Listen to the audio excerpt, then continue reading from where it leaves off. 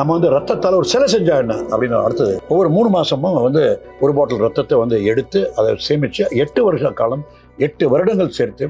So 2013 வருஷம் வந்து என்ன பண்ணேன்னா அதை வந்து எடுத்து ஒரு சிலை பண்ணி அதுக்கு மோல்டு எடுத்து அந்த மோல்டுக்குள்ள ரத்தத்தை ஊற்றி ஐஸில் வந்து ஃப்ரீஸ் பண்ணி அதை வந்து முட்டை ஐஸ் மாதிரி அப்படி எடுத்தோன்னா அப்படியே வந்து உலகத்தில் மிகப்பெரிய சாதனை பண்ண. இன்ஃபேக்ட் அவங்க கூப்பிட்டு என்ன வந்தாங்க. உற்சாகம்ன்ற வார்த்தைக்கு அர்த்தம் கொடுக்குறவர் அப்படின்னு நம்ம ஷிஹான் ஹுசைனை சொல்லலாம்.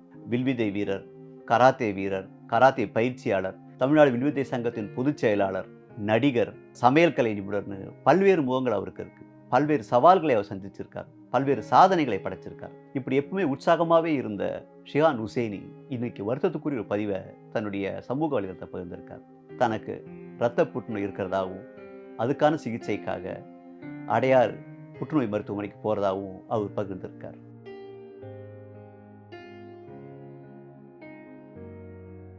ஷிஹான் ஹுசைனை பொறுத்த வரைக்கும் அவர் பல்வேறு சவால்களை கடந்திருக்கார். ஒரு காலகட்டத்தில் ஜெயலலிதாவின் ஓவியத்தை தன்னுடைய ரத்தத்தாலேயே வரைஞ்சவர் ஷிஹான் ஹுசைனி. அது மட்டும் இல்லாமல் 8 வருடங்கள் தன்னுடைய உடம்புலேருந்து ரத்தத்தை சேகரித்து அந்த ரத்தத்தை வச்சு ஜெயலலிதாவின் உருவத்தை வந்து சிலையாக வடிச்சிருக்கார். ஒரு முறை வந்து சிலுவையில் தன்னைத்தானே அரைந்து கொண்டிருக்கார். இப்படி பல்வேறு சவாலான செயல்களை செஞ்சிருக்காரு ஷிஹான் ஹுசைனி.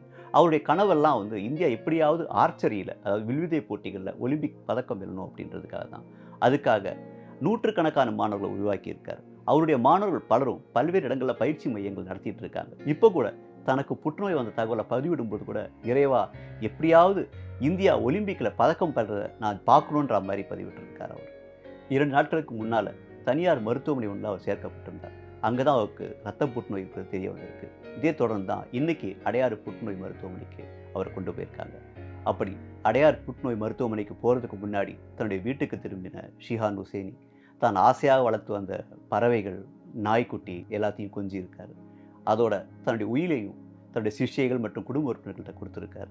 எல்லாம் முடிஞ்சு கிளம்பும்போது 36 வருடங்கள் நான் வாழ்ந்த வீடு, இந்த வீட்டு நான் திரும்ப வரணும் அப்படின்னு நம்பிக்கையோட புறப்பட்டிருக்கார். பல்வேறு சவால்களை அவர் கடந்திருக்கார், பல்வேறு சவால்களை ஜெயிச்சிருக்கார். அவருக்காக பிரார்த்தனை செய்கிறதுக்கு முன்னாடி தான் சந்தித்த சவால்களை பற்றி ஷிஹான் ஹுசைனி சொன்ன சில விஷயங்களை நம்ம பார்ப்போம். கூட்டத்திலிருந்து தனியாக நாம் நிற்க வேண்டும். 2வது வந்து யாரும் செய்யாததை செய்ய வேண்டும். அது அந்த நிற்கிறதா இருந்தால் யாரும் செய்யாததை நாம் செய்ய வேண்டும். எல்லாரும் செல்கின்ற பாதையில் செய்தால் அதுக்கு பிரயோஜனமே கிடையாது. ஸோ வந்து ஃபார் எக்ஸாம்பிள் எந்த துறையாக இருக்கட்டும், இது வரைக்கும் யார் பண்ணலை. கராத்தேன்னு இருக்கட்டும், எனக்கு முன்னாடி நிறைய பேருக்கு இருந்தாங்க. ரென்ஷி ஆர்விடி மணின்னு ஒரு பெரிய மேதை கராத்தேல இருந்தார். இன்றைக்கி அவரை யாரும் தெரியாது. ஆனால் இன்றைக்கி ஹுசைனி அப்படி தான் ஏன் தெரியும். ஏன்னா நான் முதல்ல கராத்தேக்கு வந்து சென்னைக்கு வந்த உடனே ஃபஸ்ட்டு அனௌன்ஸ்மெண்ட் பண்ண என்னென்னா 140 லிட்டர் பெட்ரோலை என் உடம்புல ஊற்றி சாதாரண ஒரு காடா துணி வச்சுட்டு என்ன நீங்கள் கொளுத்துங்க, நான் அந்த அக்னி பிளம்புல 30 வினாடி இருந்து உயிரோடு வருவேன்னு. ஷாக் ஆகிட்டானுங்க. அப்போ டிஜிபி அப்போ பர்மிஷனை கொடுக்க எவர் தீக்குளிக்க போகிறான்னு சொல்லி குறைந்தபட்சம் 1 லட்சம் பேர் பெசநகர் பீச்சில் கூடினாங்க. அப்போது தேவாரம் அவர் தான் வந்தார். என்னோடய மாணவர்கள் வந்து என் மேலே வந்து 140 லிட்டர் பெட்ரோல் ஊற்றி தேவாரம் தான் அதை கொளுத்தினார். 30 வினாடிகள் அந்த அக்னி புலம்பில் உயிரோடு இருந்து எந்த காயம் இல்லாமல் வெளியே வந்து மாபெரும் சாதனை படைத்து இது வரைக்கும் யாரும் அந்த சாதனை உடைக்கல. அதே மாதிரி வந்து 4 நாகப்பாம்புகள். நமக்கும் பயத்துக்கு நடுவில் இருக்கிறது என்னது? நமக்கும் நம் சாதனைக்கு நடுவில் இருக்கிறது பயம் ஒன்று தான். அந்த பயம் இல்லைன்னா எதுவாக நாம் சாதிக்கலாம் என்பதை மக்களுக்கு உணர்த்துவதற்காக என்ன பண்ணேன். பயம்னா எதுனா எல்லாருக்குமே பயம். பாம்பென்றால் படைய நடக்கும். ஸோ 4 நாகப்பாம்புகளை கொண்டு வந்து விஷத்தோட அதோட பல்லோட எல்லா டாக்டர்ஸ் எல்லாம் செக் பண்ணி, ஹெர்படாலஜிஸ்ட் செக் பண்ணி அதை என்னோட கையில் கடிக்க விட்டு அந்த விஷம் என்னோட உடம்பில் ஏறிய பிறகு 300 ஓடுகளை நெற்றித்தலையில் அடித்து உடைத்து இந்திய ஃப்ளாகை கொண்டு வந்து அங்கே நட்டேன் 1994. இது வரைக்கும் வேறு அந்த சாதனை முடிச்சதில்லை. அதை ட்ரை பண்ணுறேன்னு நிறைய பேர் செத்தும் போயிருக்காங்க. அந்த ஸ்னேக் அவர் பேர் என்ன, அவரெல்லாம் இதில் நாக்கில் கடிக்க விட்டு அவர் செத்துனார். அந்த ஃபயரும் நிறைய பேர் ட்ரை பண்ணி இறந்து போனாங்க. அதே மாதிரி கையில் வந்து 101 கார்களை ஏற்றி கை உடைந்த கைகளால் 5000 ஓடுகளையும் 1000 செங்கற்களையும் 24 நிமிஷத்தில் அடித்து உடைத்து அப்பொழுது முதல்வராக இருந்த டாக்டர் ஜெயலலிதாவோட படத்தை கையில் வந்து ரத்தத்தால் வரைந்து மேம் கிமி லேண்ட் கிமிசம் லேண்ட்னு சொல்லி எனக்கு ஒரு ஸ்கூல் கொடுங்கன்னு சொன்னி உங்களை அழைத்து வச்சு ஒரு 18 கிரவுண்ட் நிலத்தையும் கொடுத்து நான் 3 லட்சம் ரூபாயையும் கொடுத்து அதுக்கு அடிக்கல் பண்ணுங்கன்னு சொல்லி அவங்க பண்ணாங்க. அப்பொழுது எனக்கு டாக்டர் ஜெயலலிதா மேலே வந்து ரொம்ப ஒரு பெரிய பாசம். ஸோ எதை செய்தாலும் யாரும் செய்யாததை செய்ய வேண்டும். அம்மாவுக்கு அவங்க என்னை கூப்பிட்டு பேசின விதம், அவங்க வந்து என்னை ரெகக்னைஸ் பண்ண விதம், எனக்கு அட்வைஸ் பண்ண விதம், அதே மாதிரி வந்து ஒரு தனிமையாக ஒரு நடிகையாக இருந்து ஒரு முதல்வராக வந்து எல்லா ஒரு ஆண் வர்க்கத்திலிருந்து ஒரு தனியாக நின்று போல்டாக போராடுனா அந்த போராட்ட குணம், அந்த போராடும் குணம், அந்த தைரியம் எனக்கு ரொம்ப ரொம்ப ஒரு கராத்தே வீரன் நாங்கள் எனக்கு ரொம்ப பிடிச்சது. She became my icon. எனக்கு அவங்கள பற்றி ஒரு புக்கே வந்திருக்கு. ஹுசைனி அண்ட் ஜெயலலிதா பற்றி யூனிவர்சிட்டி ஆஃப் மிஷிகன்லேயே ஒரு புத்தகம் எழுதியிருக்காங்க. ஸோ அவர்களுக்கு என்னுடைய அன்பை காண்பிப்பதற்காக பல முறை விதங்களில் நான் வந்து பண்ணேன். ஃபஸ்ட்டு வந்து என்ன பண்ணேன், வரையணும். எல்லாருமே பெயிண்டில் வரைவாங்க, எல்லாருமே வாட்டர் கலர் யூஸ் பண்ணுவாங்க, ஃபேப்ரிக் பெயிண்ட் வாங்க. யாரும் பயன்படுத்தாத ஒன்று என்னென்ன, பிளட்டு நம்ம இதயத்திலேருந்து வரும். ஒரு சாதாரண நம்ம சொல்கிறோம்னா இதயத்திலேருந்து சொல்கிறேன்னு சொல்லுவாங்க. நான் இதயத்திலேருந்து வரையணும்னு சொல்லி இதயத்திலேருந்து வரும். அந்த குருதியை வைத்து ஒரு 56 ஓவியங்களை வந்து ரொம்ப இம்ப்ரெஸ்ஸாக என்னை கூப்பிட்டு அந்த பெயிண்டிங்லாம் பார்த்தாங்க. ஸோ அது மட்டும் அங்கே நிற்காம ஏன் நம்ம வந்து ரத்தத்தால் ஒரு சிலை செஞ்சா என்ன அப்படின்னு அடுத்தது கட்டத்தோணும். யாருமே இது வரைக்கும் உலகத்தில் யாரும் செய்யல. சிலை வந்து நீங்கள் வந்து இதில் பண்ணியிருக்கீங்க, உட்டில் பண்ணுவாங்க, வெங்கலத்தில் பண்ணுவாங்க, இரும்பில் பண்ணுவாங்க, தங்கத்தில் கூட பண்ணுவாங்க. ஆனால் ரத்தத்தில் யாரும் பண்ணது கிடையாது. ஸோ பாடியிலேருந்து ஒவ்வொரு மாதமும் 350 ஒவ்வொரு 3 மாதமும் வந்து ஒரு பாட்டில் ரத்தத்தை வந்து எடுத்து அதை சேமித்து 8 வருஷ காலம் 8 வருடங்கள் சேர்த்து. ஸோ 2013 வருஷம் வந்து என்ன பண்ணேன்னா அதை வந்து எடுத்து ஒரு சிலை பண்ணி அதுக்கு மோல்டு எடுத்து அந்த மோல்டுக்குள்ள ரத்தத்தை ஊற்றி ஐஸில் வந்து ஃப்ரீஸ் பண்ணி அதை வந்து முட்டை ஐஸ் மாதிரி அப்படி எடுத்தோன்னே அப்படியே வந்து உலகத்தில் மிகப்பெரிய சாதனை பண்ணேன்.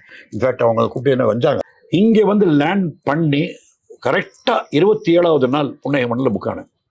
எப்படி அப்படின்னா எங்கே இருக்குன்னு சொல்லி கவிதாலயாவுக்கு போய் அலைஞ்சேன். அங்கே வந்து கதவை பூட்டிடுவாங்க. நான் அப்படி பார்த்தீங்கன்னா ஒல்லியாக இருப்பேன், இவ்வளோ முடி இருக்கும், கண்ணெல்லாம் குழிய விழுந்து, கண்ணமே இருக்காது, கண்ணெல்லாம் உள்ள இருக்கு, அவ்வளோ அசிங்கம், பார்க்குறதுக்கு அசிங்கமாக இருப்பேன். உன்னாலே யாரா போடுவான்னு என் ஃப்ரெண்ட்ஸை சொல்லுவாங்க, நீ எங்கேயாவது நடிக்கிறது அது. ஸோ அப்புறம் என்ன பண்ணேன்னா சரி எப்படி அவரை நடித்து வந்து அவர் வந்து நான் இது பண்ணுறேன்னு சொல்லி வெளியே போய் ஒரு ஃபோன் பண்ணி இந்த மாதிரி நான் வந்து ஒரு சிற்பி. அப்போ சிற்பம் என்னன்னே தெரியாது. நான் வந்து இயக்குநர்களோட சிற்பமே பண்ணுறேன் பாஸ்டரிட்டிக்கு, நான் அவங்களோட சிலை பண்ணணுன்னு வந்து அவங்க உடனே பாலச்சந்தருக்கு சைக்கு அங்கே அவங்க பிஏ மிஸ்டர் ரமேஷ்ட பேசினேன். அவர் பாலச்சந்தருக்கு ஃபோனை கொடுத்தார், நீங்கள் உடனே கிளம்பி வாங்கிட்டாங்க. ஏன்னா அரண்டபடி எதனால பொண்ணு உடனே போயிட்டேன். போன உடனே அவர் என்னை கூப்பிட்டு வச்சு பேசினார். என்ன சார் நீங்கள் வந்து சிற்பியாமல்? ஆமாம் சார், நான் வந்து பெரிய சிற்பி, நான் வந்து இங்கே போய் ட்ரெயின் பண்ணியிருக்கேன், உங்களோட சிலையை பண்ணணும் அப்படிங்கிறது. நாளைக்கு இருந்தே பண்ணுங்க. அப்போ சிந்து பைரவி படம் ஷூட்டிங் இருக்குது, கைகால் ஆரம்பிச்சு. எனக்கு அப்போ சிலை என்னன்னே தெரியாது. ஏதோ ஒரு டெமான்ஸ்ட்ரேஷன் எப்போ முன்னாடி பார்த்துருக்கேன், ப்ரொஃபஸர் தனபால்னு பண்ணேன். அந்த தனபால் சாரை தேடி அன்றைக்கி நைட் அலைஞ்சு இங்கே நம்ம ஆழ்வார்பேட்டில் இருக்கிற ஒரு வீட்டில் போய் ஒரு காலில் விடுங்க சார், எனக்கு சிலை செய்கிறது கற்றுக் கொடுங்க சார், சிலை செய்கிறது கற்றுக் கொடுக்குறேன். எனக்கு காலேஜில் நான் இங்கே பிரின்சிபலாக இருக்கேன், அங்கே வந்து 5 வருஷம் கோர்ஸுக்கு வந்துச்சாமே சார், 5 வருஷம்லாம் டைமில் சார், எனக்கு சீக்கிரம் என்னடா சீக்கிரம் உனக்கு வடையா இல்லை பாயசமா அதெல்லாம் முடியாது, என்ன வேணா இங்கே வந்து ஈவினிங் நான் டியூஷன் எடுக்கிறேன், நீ ஒரு 1 இயருக்கு இங்கே வாடினாரு. சார் எனக்கு டைமே இல்லை. இன்னும் டைம் இல்லைடா, எவ்வளோ டைம் இருக்குது சார், எனக்கு இன்னைக்கு சாயந்தரம் கற்றுக்கணும், எந்த வெளியே போகிறாரு கட்டுறாரு. அப்புறம் அந்த கதையை சொன்ன உடனே அட பாவி, ஏன்டா இவ்வளோ பெரிய போய் நான் போய் சொல்ல சார், நான் நடிக்கிறோன்னு பார்க்குறேன், நான் வந்து ஒரு சிற்பியாக நடிக்கணும்னு பார்க்குறேன். சிற்பியாக நடிக்கணும்னா முதல்ல சிலை செய்ய தெரியும்ல சார், நான் கற்றுக்குவேன் சார். இப்போ நான் டிராயிங் மட்டும் நல்லா வரையும். அவர் என்ன பண்ணாருன்னா ஒரு பேப்பர் கொடுத்து என்னோட படத்தை நீ 1/2 மணி நேரத்தில் வரைஞ்சிட்டேன்னா நான் உனக்கு இன்னைக்கு கற்றுக் கொடுவேன்னாரு. பேப்பரை வாங்கி 3 நிமிஷத்தில் அவர் வரைஞ்சார். உடனே அவர் கூப்பிட்டு போயிட்டு அவர் வந்து களிமண் அவர் மிதிச்செல்லாம் அவருடைய ஸ்டாண்ட் எல்லாத்தையும் கொடுத்து எப்படி பண்ணோன்னா இதை கற்றுக்கோ, அதுக்கப்புறம் உன்னோட சொல்லி அவருடைய ஸ்டாண்டு அவருடைய மெட்டீரியல்லாம் கொடுத்தாரு. அடுத்த நாள் வந்து வாரன் ரோட்டில் இருந்த பாஸ்கர் சார் வீட்டுக்கு போயிட்டு சிற்பியாக நடித்து 22 நாட்களில் அவருடைய சிலையை பண்ணி அப்புறம் அவர்கிட்ட எல்லாத்தையும் சொல்லி அவர் என்ன வந்து சத்யராஜ் புக் பண்ணியிருந்தா அதை கேன்சல் பண்ணி என்ன வந்து அதில் மெயின் வில்லனை போட்டு புனே நடித்தேன்.